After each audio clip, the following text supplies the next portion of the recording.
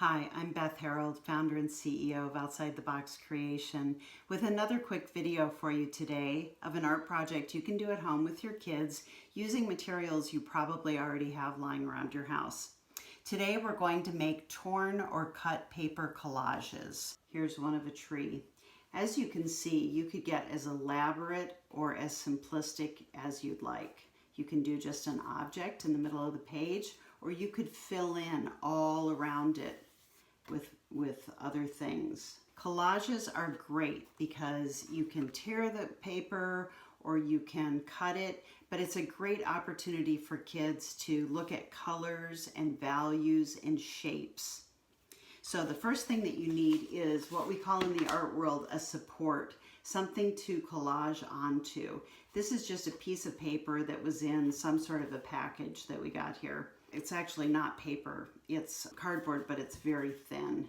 You could use this sort of thing. You could cut the side of a cereal box or a cracker box or a piece of corrugated cardboard that's maybe a flap on a box that you had something shipped to you in. You can also do it on paper, but I find that stuff like copy paper is pretty thin and that can be a little bit problematic with kids. So find some sort of support. It can be very rough. It doesn't have to be pretty. And then go through your recycle bin and look for newspapers, old magazines, flyers, any type of junk mail is fair game, and it's a great way to reuse and recycle. What I would do is have the kids go through and pull out things that they're attracted to the colors, and then rip them up or cut them up into smaller pieces and make piles by color so that when they go to do their collage, they can just reach over, say, oh, I want some of that purple, or I want some of that pink, or some of that green, and put it on their collage. And challenge them to not just look for solid colors, but to look for textures and interesting things. For instance, this is a page out of a magazine. It's an ad, I think, for deodorant. And I love this blue color. So you could rip around the words, or you can include the words and use the blue color, make a blue pile. This was out of a magazine, and it was a photograph of Mount St. Helens. And I loved it because it's got some really fun different colors in there, but also some really fun texture. So that's really great too. I also really like using newspaper with the text on it. You can also be as figurative as you want. This is clearly a tree, although it's not totally realistic. You can tell what it is. Take a look at this one. It's kind of a landscape, right? But it's not totally realistic.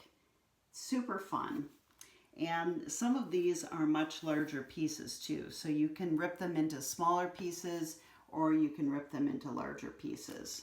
So the first thing I would have the kids do, once you've got your support and you've got some piles of different colors, is to do some sort of a drawing, and then either transfer the drawing onto their support or just use it to look at and let it be abstract. If they want to transfer the drawing onto the support, you can use carbon paper, or you can just take a pencil like this and color all over the back of this. And then when you lay it on your support and you push really hard, it will act like carbon paper and it will transfer it to your support. For this one, what I did was I did a background first with newspaper, and I actually really love how the strips of newspaper give it kind of a pattern in the back and a rhythmic quality. And I like the contrast between the newspaper and the colored pieces of paper. And then I transferred my drawing onto the support and just got creative.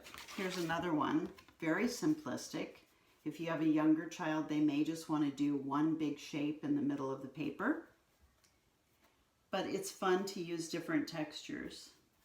And while this is figurative, you can tell it's a flower, it's still kind of abstract too, because you're not going to find a flower exactly like that.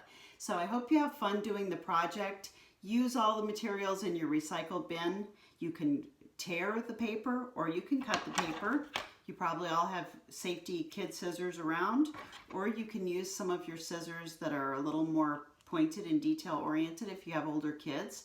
And then really any type of glue, If you're using a liquid Elmer's glue, I would squirt it out onto another piece of cardboard and have the kids use their fingers or a brush so they don't do big blobs in the middle of their picture. I love the good old trusty glue sticks too. Hope you have fun.